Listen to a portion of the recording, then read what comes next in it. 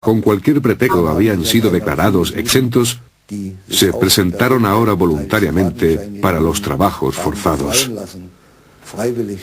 Así que lo que antes era malo, ahora no lo era tanto. Pero el 27 de febrero la situación se volvió todavía peor. La Operación Factoría, como los nazis la llamaban, forzaba a los trabajadores semitas de la industria de armamentos a ir a los campos de concentración. De repente, por la mañana temprano, a eso de las 8:30, tocaron la sirena y apareció el llamado capataz ario, alemán o cristiano diciendo: rápido, rápido, apagad todas las máquinas, todo el mundo al patio.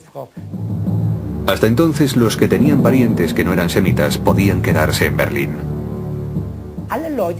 Los que iban en el camión eran los que tenían parentesco con los arios. Algunos estaban casados con una mujer aria o cristiana, otros eran de raza mixta en primero o segundo grado. Uno era de raza mixta con privilegios, otro era judío, según la definición nazi.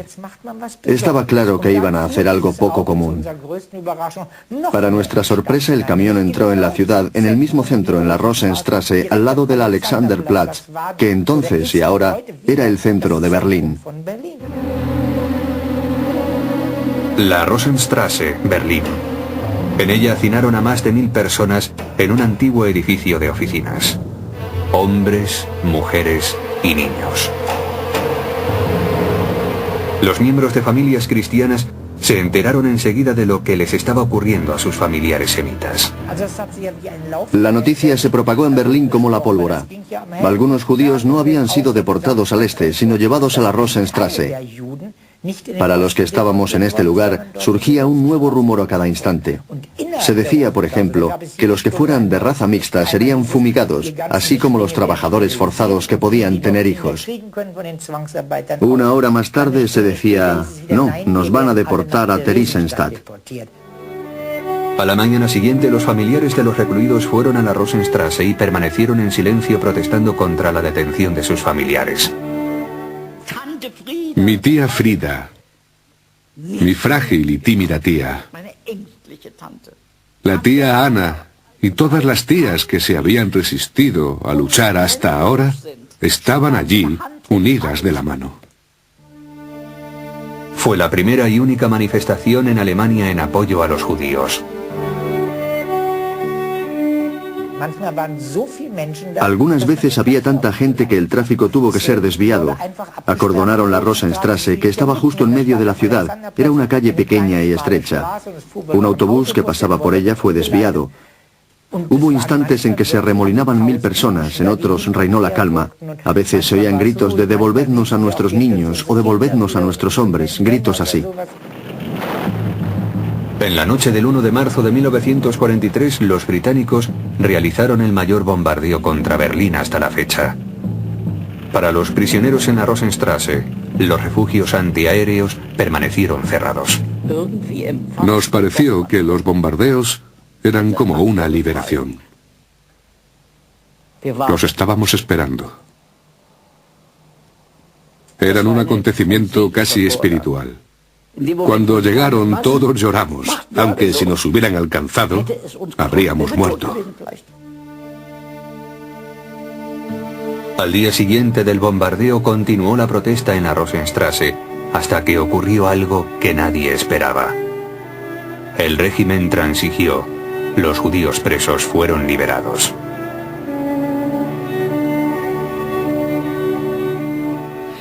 Nunca hubiera ido a salvar a nadie. No soy una heroína, ni tampoco las otras mujeres. Ni mi madre ni nadie lo eran. Queríamos que nos devolvieran a nuestro padre. Como dije entonces, no habría ido si no hubiera sabido quién estaba allí dentro. Me habría dado demasiado miedo de que me deportaran. Otros protestaron también. En marzo, los dirigentes semitas de Nueva York organizaron una protesta masiva en el Madison Square Garden. Se hizo una llamada humanitaria. There are 4 million Jews surviving in Europe. The Germans have promised to deliver to the world, by the end of the year, a Christmas package of 4 million dead Jews. And this is not a Jewish problem. No querían hacer mucho caso. Los judíos no lo creían del todo. Yo no quería creerlo porque hacerlo era pensar que no había esperanza. Sin embargo, conocíamos la magnitud del crimen. En respuesta a la protesta, representantes de los Estados Unidos y de Gran Bretaña se reunieron en las Bermudas. En la agenda, salvar a los judíos de Europa. Pero en realidad, los delegados tenían las manos atadas. Fue meramente una conferencia gubernamental en una isla. No se admitió a nadie más. Se mantuvo en secreto. Y el mayor de ellos fue la decisión tomada, no hacer nada. Fue el peor momento de nuestra historia. Frente Oriental, primavera de 1943. Las imágenes tomadas por un médico militar muestran cosas de las que no hablaba la propaganda oficial. Para Alemania la guerra está perdida. Para las víctimas de la retaguardia, las noticias del frente despiertan la esperanza. El movimiento clandestino disponía de una radio que nos permitía escuchar varias emisoras.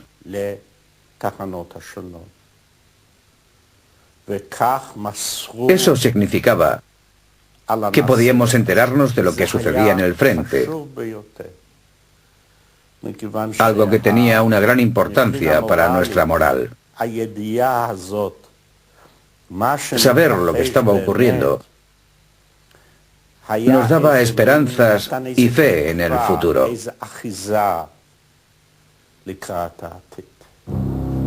En el gueto de Varsovia, 300.000 hebreos fueron deportados, pero todavía quedaron en él otros 60.000. Surgió la esperanza debido a la derrota alemana. Pero por otra parte, el frente estaba todavía demasiado lejos. Y la presión del terror era horrible. Pero nos dábamos cuenta de que ya era cuestión de tiempo. Pero esta vez querían defenderse. En el gueto se había formado un movimiento de resistencia, pero ¿cómo conseguirían armas? Estábamos en contacto con el movimiento polaco clandestino. Ellos nos proporcionaron unas pocas armas. El resto se las compramos a los alemanes. Cuando volvían del frente oriental necesitaban dinero para vodka y entonces nos vendían sus armas, aunque muy caras. En enero, Heinrich Himmler ordenó que se limpiara el gueto. En abril se cumplió su orden. Había llegado la hora de resistir. Las deportaciones y las revueltas comenzaron el 19 de abril de 1943. No fue solo un levantamiento de los 500 o 600 judíos armados, sino el de todo el gueto. No se veía a nadie en él. La población semita se había ocultado, pero los combatientes de la resistencia estaban alerta y preparados. Los insurgentes hebreos, y yo también, éramos miembros del movimiento clandestino y de la organización de combate judía. No creíamos en ningún momento que tuviéramos posibilidades de sobrevivir. Muchos podían haber escapado si hubieran querido, pero la mayoría se quedó. No trataron de escapar. Prefirieron morir junto con los demás judíos.